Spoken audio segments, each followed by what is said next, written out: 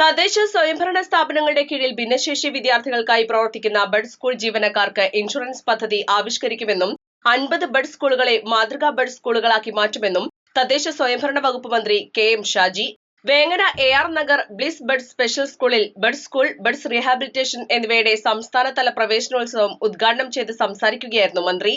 Bud സ്കൂളിലെ കുട്ടികളെ താമസിപ്പിക്കാനും പരിപാലിക്കാനുമുള്ള സർക്കാർ പദ്ധതികളും ആലോചനയിലാണ്.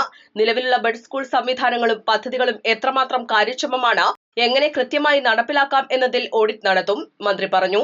സ്ത്രീ ശാക്തീകരണത്തിൽ കുടുംബശ്രീയുടെ പ്രാധാന്യം എടുത്തുപറഞ്ഞ മന്ത്രി സ്ത്രീകളെ സാമ്പത്തികമായി ശാക്തീകരിക്കുന്ന പദ്ധതികൾ ആവിഷ്കരിക്കുമെന്ന് ഉദ്ഘാടന പ്രസംഗത്തിൽ പറഞ്ഞു. ബഡ് സ്കൂളിലെ കുരുന്നുകളുടെ അമ്മമാർ റിയൽ ഹീറോസ് ആണെന്നും അവരുടെ മാനസികാരോഗ്യത്തിന് വേണ്ടിയുള്ള കാര്യങ്ങൾ പരിഗണനയിലാണെന്നും മന്ത്രി പറഞ്ഞു. നിങ്ങളും നിങ്ങളുടെ പഞ്ചായത്തും എങ്ങനെ പെരുമാറുന്നു എന്നതാണ്, എങ്ങനെയാണ് അവരെ കെയർ ചെയ്യുന്നത് എന്നതാണ് ഈ പരിപാടി ഏറ്റവും പ്രൗഢമായി എന്ന് പറയേണ്ടുന്നതിൻ്റെ ഏറ്റവും വലിയ അടയാളമെന്ന് ഞാൻ വിചാരിക്കുന്നു. ഒരുപാട് നിയമങ്ങളുണ്ട്, നയങ്ങളുണ്ട്, ഭിന്നശേഷിക്കാർക്കുള്ള അവകാശങ്ങളുണ്ട്, സർക്കാരിൻ്റെ ധനസഹായമുണ്ട്, വകുപ്പുകളുണ്ട്, പുനരധിവാസ കേന്ദ്രങ്ങളുണ്ട്, സാമൂഹിക നീതി സംവിധാനം എല്ലാം ഉണ്ട്. പക്ഷേ അതൊന്നിനി പുതിയതൊരു ഗവൺമെൻറ് വന്നിട്ട് പുതിയ കുറേ കാര്യം പ്രഖ്യാപിക്കുകയല്ല ഒരു ഗവൺമെൻറ് ചെയ്യേണ്ടത്. ഞാൻ വിചാരിക്കുന്നു നിലവിലുള്ള സംവിധാനങ്ങൾ എങ്ങനെയാണ് നടക്കുന്നത്, എത്രത്തോളമാണ് നടപ്പിലാക്കുന്നത്, എത്രത്തോളമാണ് ഈ കുഞ്ഞുങ്ങൾ പരിരക്ഷിക്കപ്പെടുന്നത്, അവർക്ക് എന്തൊക്കെ മാറ്റങ്ങളാണ് ജീവിതത്തിൽ ഉണ്ടാക്കി കൊടുക്കാൻ കഴിയുന്നത് എന്നതിൻ്റെ ഒരു ഓഡിറ്റിംഗ് ആണ് അനിവാര്യമായിട്ടുള്ളത് എന്ന് ഞാൻ തീർച്ചയായിട്ടും വിചാരിക്കുന്നു. അതുകൊണ്ട് നമ്മുടെ ഈ കുഞ്ഞുങ്ങളെ പരിരക്ഷിക്കാൻ കഴിയുന്ന പുതിയ പ്രഖ്യാപനങ്ങളെക്കാൾ കൂടുതൽ ഇത് കൃത്യമായി നിർവഹിക്കുന്നു എന്ന് ഉറപ്പുവരുത്തുന്ന വിഷയത്തിൽ ഞങ്ങളെല്ലാവരും ജാഗരൂകരായിരിക്കുമെന്ന് ഞാൻ ഉറപ്പായി നിങ്ങളോട് പറയുകയാണ്. ബഹുമാന്യനായ ദിനേശ് ഐ.എസുമായിട്ട് സംസാരിക്കുമ്പോൾ പറയായിരുന്നു, ഇവിടെ ഏകദേശം ഒരു 50 ബഡ്സ് സ്കൂളുകളെ മാതൃകാ ബഡ്സ് സ്കൂളാക്കാൻ അടിയന്തരമായ ശ്രമങ്ങൾ പെട്ടെന്നുണ്ടാകും എന്ന് ഞാൻ ഇവിടെ വെച്ച് പറയുകയാണ്. മറ്റൊന്ന്, ബഡ്സ് ജീവനക്കാർക്ക് ഉള്ള ഇൻഷുറൻസ് പദ്ധതിയും പെട്ടെന്ന് തന്നെ ആരംഭിക്കുമെന്നത് ഞാൻ ഇവിടെ നിങ്ങളോട് പറയാം.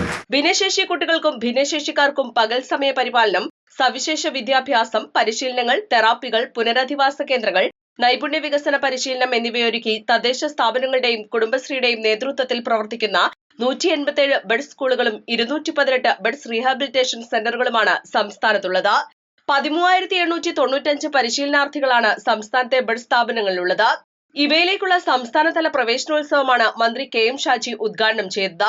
മലപ്പുറം ജില്ലയിലെ വിവിധ പഞ്ചായത്തുകളിലെ ബഡ് സ്കൂളിലെ വിദ്യാർത്ഥികൾ അണിനിരന്ന ഘോഷയാത്ര ഉദ്ഘാടനത്തിന് മുന്നോടിയായി നടന്നു.